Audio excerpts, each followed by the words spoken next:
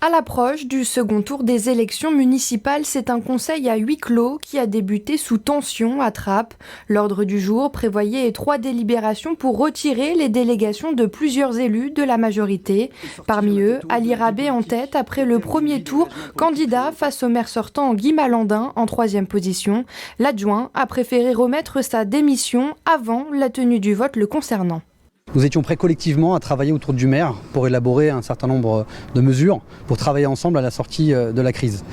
Au lieu de cela, le maire a décidé d'inscrire à l'ordre du jour le retrait de délégation et donc le règlement de compte avec un certain nombre d'élus qui ont choisi de ne pas soutenir sa 5e candidature, que nous avons estimée à bien des égards comme la candidature de trop.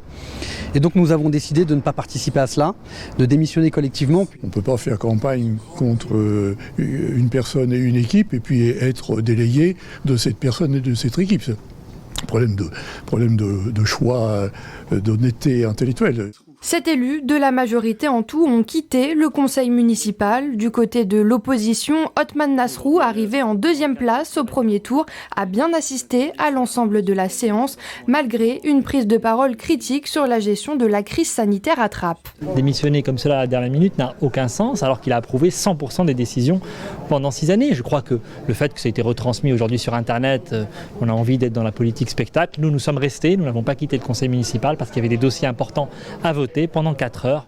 Maintien du taux de la fiscalité locale pour 2020, approbation de la convention de la cité éducative ont été votés pendant cette séance.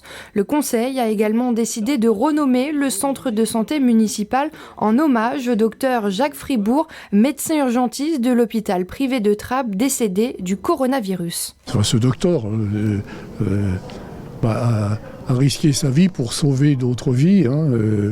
Voilà, et pour nous, vu le travail fait par l'hôpital et le travail que nous faisons, la collaboration, le partenariat que nous avons avec l'hôpital, et puis le témoignage triste mais réel de ce monsieur, c'est bien qu'on ait sa mémoire.